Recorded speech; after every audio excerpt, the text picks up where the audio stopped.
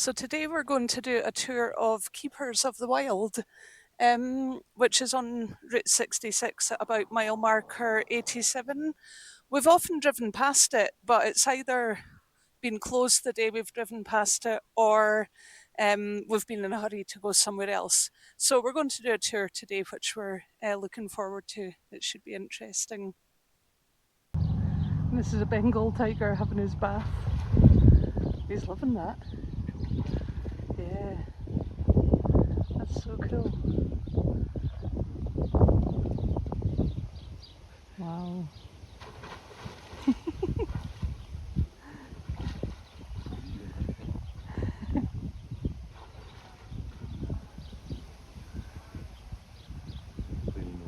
Aww. Amazing.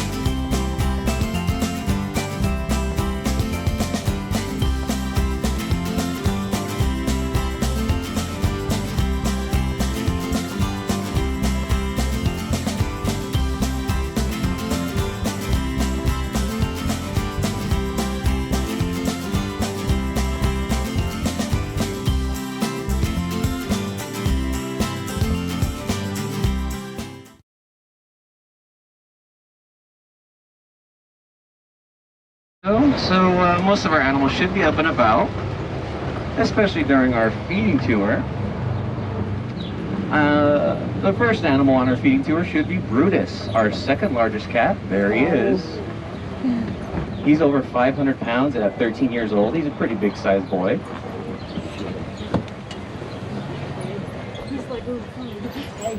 Oh yeah, he knows what time it is. You might notice he has a slight limp when he walks. Unfortunately, big cats around that age, 13 years old, develop hip dysplasia. We give him medicine every day, of course, for it. Oh yeah, he's a big boy for sure. Over 6 feet long, this guy can easily, well, he's just a big boy, big strong guy. Here, my feeder, my partner Chris here is gonna give him his meal. He gets fed about 8 pounds of chicken a day here. It's either chicken, turkey, or whatever red meat we have available. He's usually a shy eater, so we'll see if he stays with us or goes back in his den box. Oh yeah, he's a beautiful boy for sure. He's, I believe, one of our Joe Exotic cats from Tiger King Netflix documentaries, if anyone's familiar with that. Yeah. We have seven of his cats. We used to have 12. Unfortunately, they have passed away from old age. That was roughly around 10 years ago when he got arrested, so. Oh, yeah. It's amazing. He's a beautiful boy. To our left is our full-grown adult black bears, American black bears, by the way.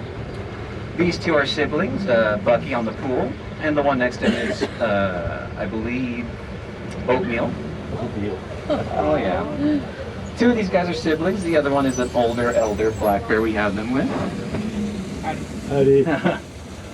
This here is our gray wolves exhibit. These guys were privately owned along with our black Asian leopard, who we'll see later in the tour. Their names are Blue and Sky. Blue is the one sitting on the rock currently. Sky is the one that likes to run around a bit more. They're roughly around 80 pounds or so. The reason we know that is because we had to trank them to move them to this new enclosure. Guess who had to pick them up?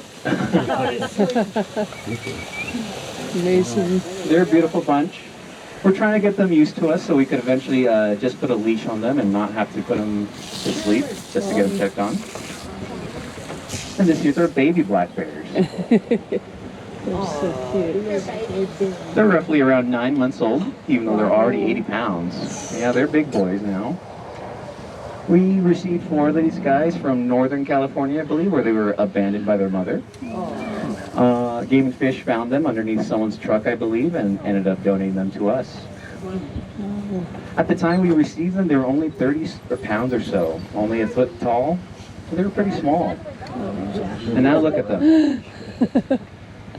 They're so cute. I used to be confident enough to walk in there with them and not be harassed by them. Nowadays, though, I'm lucky if I don't get a smack in the back of the head. This here's our New Guinea singing dogs. They were privately owned by a man, I do believe, in Texas, where he wanted to create his own captive population. There's only 300 of these guys in the world nowadays, so they are their own distinct dog species. Their closest relatives are dingoes. You might have noticed there's similarities. And they get their name from their ability to synchronize their howls, just like an archipelago. They're a pretty chill bunch. I do believe they're named after the I Love Lucy cast. Desi, Lucian Jr. Sorry if I got that first name wrong, but the next cat on our tour is Natasha. She is, she's kind of a mixed bag. One day she's nice and cuddly, the other she's a very aggressive girl. Wow. She's amazing. She's roughly around 8 to 9 years old. We have her and her sister Eva, who we'll see later in the tour. It's beautiful. I do believe she came to us from a sanctuary that had decided to become a rehabilitation center, which means they had to get rid of their animal stock. So I do believe she came to us from Florida.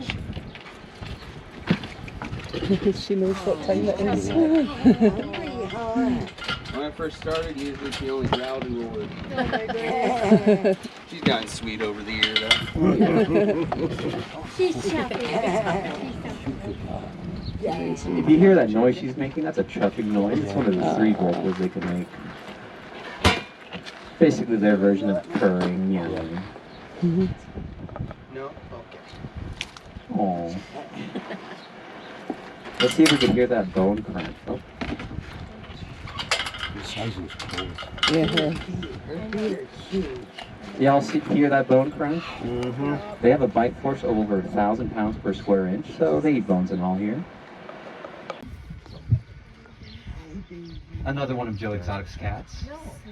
She's roughly around 8 years old, so she's pretty young for a tiger. These guys are so rare because they're, the mutation that causes that color on their coat is a double recessive gene, which means it needs another recessive gene to happen, and then on top of that. So the chance of it happening in the millions. If they are born in the wild, unfortunately they do have a shorter lifespan than normal because their color just, they just stick out like a sore thumb, so they just can't really hunt their prey normally. I think there's only one they found in the wild. Last year it was. All but one were born in captivity. Were you told about her and Rico? I have not said anything about Rico yet. You want to tell him? Go ahead. She's another one of our Tiger King cats. When she came in, they actually had her paired with their lion. Mm-hmm. She's our only female cat who is fixed, and that is because, unfortunately, when we did get her, she was pregnant and the cubs were stillborn. We believe Exotic was attempting to make a golden liger with those two. Yeah, unfortunately, Joe Exotic had very unethical practices with his Okay, tigers. well, I don't know who it is, but he sounds like he's a waste of time. Oh yeah. We only mention him because he has a Netflix documentary. People roughly know about that one. And a lot of folk actually come here because of that. I've been asked before, why do we feed them so relatively little? I like to imagine people remember the documentaries where these tigers are eating a deer, bones and all, but in reality, they only have a 40% success rate in the wild to get their next meal. So they're used to going 2 to 3 weeks without a single bite. Here, they don't have to worry about that. We just make sure.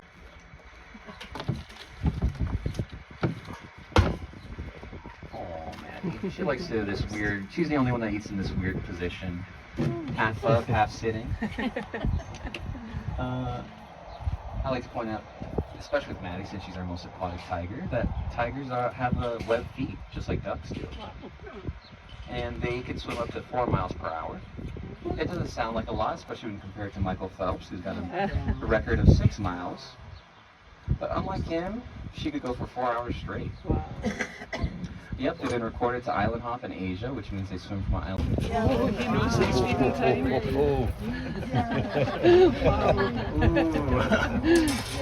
Can we hear a roar?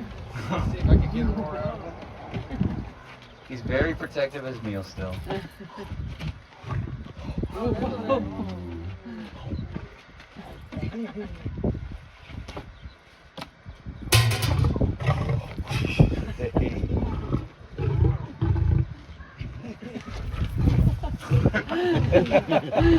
Ready to chase him off. Amazing.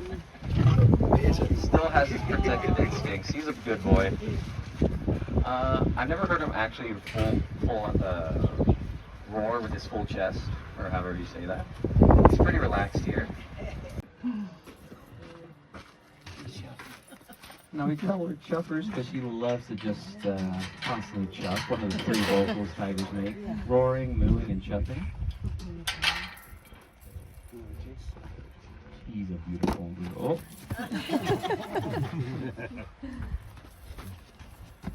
We wish we could run as fast as her, but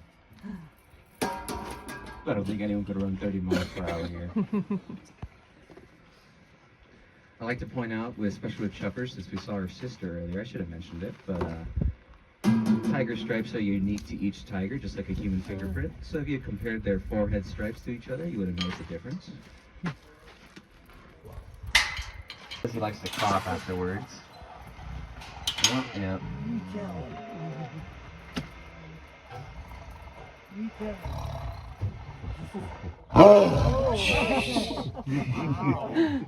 There you go.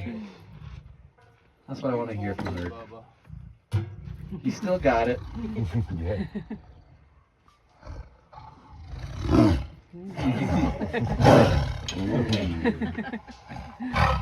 I know. Yep. She likes to play with us here. Of course, we can't directly touch her, but.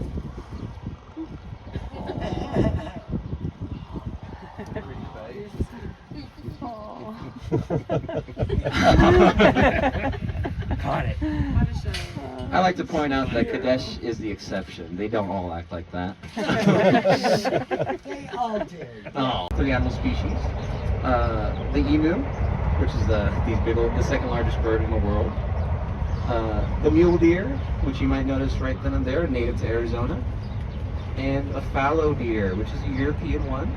They came to us from a fur farm, I do believe, where they were bred specifically for their white and black coats. Unfortunately, they're all the way in the back in that little barn of theirs. The mule deer were given to us by Game and Fish. A lot of these guys have their own backstory. Unfortunately, they were either hit by a car and injured, or found in someone's property and kept as a pet and donated to us.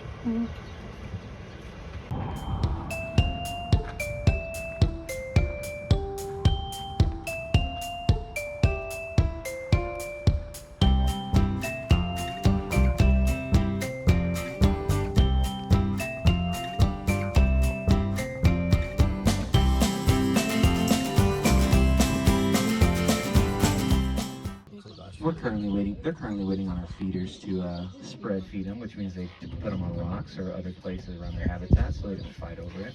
If you want to go left, I'll go up the hill and then down this way. The one coming up, the pure black one, is Fenrir. We used to think he was the alpha of this pack, but he got overthrown by Astro, who I haven't seen yet.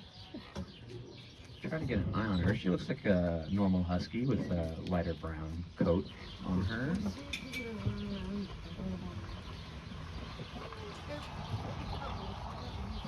Yeah, they're only roughly around 40%. We just treat them like dogs here.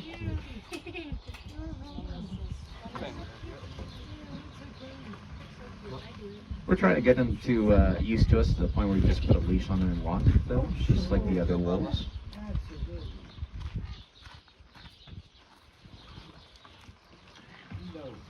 It used to be under the previous administration. We couldn't actually go in there with them at all.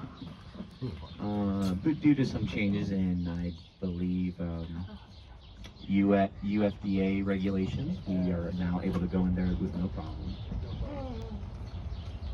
Here is Max and Lola, our two tough capuchin monkeys. They're roughly around 23 years old now. They were privately owned by a man over in California, I do believe, where Max, the one currently on the farthest right, was taught American Sign Language. He only knows 2 signs now. The one where he grabs his chest. It's basically his form of asking for a snack or anything, or attention. Or loser.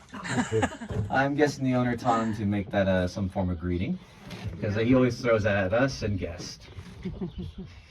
Right now, he seems to just be carrying a rock. That's a great sign. He likes to trade rocks with his neighbor Roscoe, another capuchin monkey, that black and white one over there.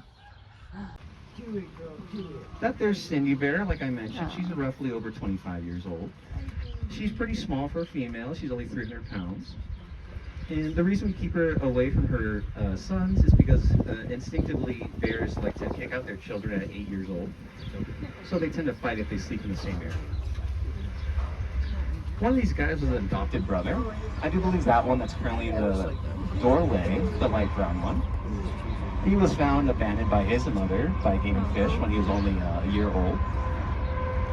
Luckily, Cindy still had her motherly instincts at the time, so we put them together. She adopted him, took care of him, and so on. So sweet. They're all 18 years old now, so it's about that time they should be moving out. At least that's what Cindy Bear wants.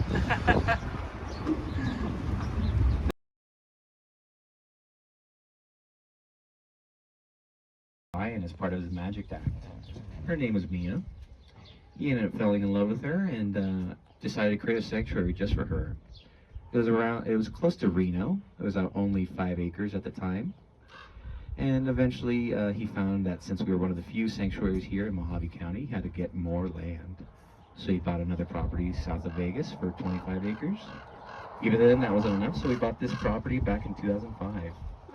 At over 175 acres here, we take care of over 100 animals, 30 animal species, and we cut up about 250 pounds of meat for our carnivores and lift 200 to 300 pounds of feed for our herbivores. So there's a lot of work to keeping these guys well fed and taken care of here. So thank you guys for coming. All the money you guys spend here goes straight towards them. We appreciate you. So we've just done the tour of Keepers of the Wild and it was absolutely amazing. We thoroughly enjoyed it. We would definitely recommend coming here. It was so good. It's a sanctuary, so all the animals are rescue animals.